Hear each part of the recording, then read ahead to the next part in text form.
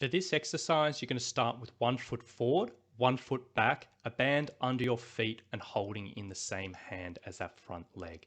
Now in the starting position, what I'd like you to think about is essentially I want you to pull your shoulder blade back and down. So there's a bit of tension in the upper back. And then in that front leg, like in this video, you can see the shin is vertical. Now keeping that shoulder back and down and that shin vertical, you're going to push your bum back and slowly lower it down. Now as you lower down, you'll get to a point where you should feel a bit of a tug in the hamstrings on the front leg. Now when you get to that position, you're going to do a slight pause and then push up to the top and do a big squeeze of your glutes at the top. So essentially through this exercise, you should be feeling it through the hamstrings and the glutes on that front leg.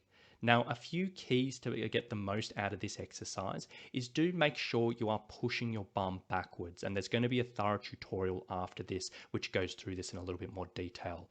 On top of that, make sure about 70% of your weight, or roughly, is through the front leg. So the other leg is really just for stability and it's just hanging out there to keep you balanced.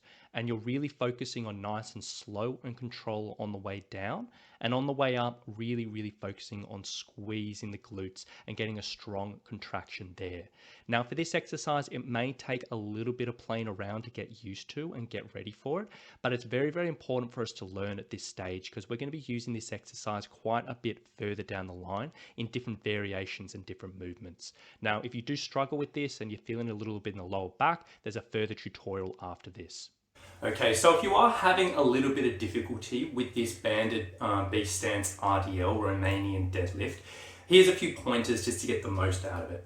Now, typically what I'll see from people with this is they may go through the exercise, they may be trying it out, but the first few times they do it, they feel a bit more in the lower back as opposed to hamstrings and the glutes. And this is really common. And it typically only just takes one little tweak or two little tweaks to the exercise to get this right. So if you're in that situation, here are a few pointers for you. Now, typically what we see in this situation is when someone sets up, banding the hand here, is when people tip over, they'll typically tip their hips over, bend on over with the band here, and then come on up. And then bend on over with the band here, and come on up. And they'll be like, look, the back is hurting a little bit. In this situation, what's basically we want to do is, as opposed to hips tipping just over like that, we want to think about pushing the bum backwards so our chest is a little bit more towards our center of gravity. So what that looks like is pushing the bum back, a little pause, and then come up. So you can see there's a bit of a difference here is when I tip over like this, my chest is way over my toes and there's a lot of pressure probably going through the lower back. But when we push the bum back, you can see the chest is kind of in front of the toes and there's a bit of a difference. And what that's going to do is allow the hamstrings and the glutes to do the work, exactly what we want, as opposed to the back doing all of it. So typically what it wants to look like, band in your hand, push the bum back. At the bottom position, this shin is more or less vertical. Feeling a little bit of the hamstrings there. And then as you come up, squeeze, and you should feel a big squeeze in the glutes at the top. Now, if you can't wrap your head around this initially, and it can be a little bit tricky, what I'd like you to do is do it in front of a wall. So what you're going to do is set yourself up in the same position. Band in your hand, right next to the wall.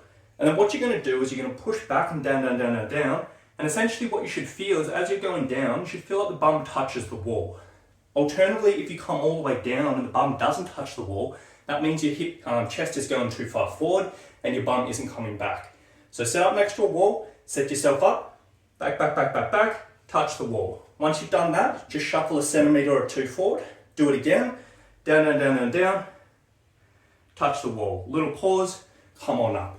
And even if you do all your repetitions with this exercise in front of a wall and use that cue, absolutely fine. But it's really important for us to master this early on and get this right because we're going to be sticking with this particular movement pattern quite a few ways down the line in our program. So any issues with that, please do let me know. But hopefully that gives you a bit of insight to get the most of this particular exercise.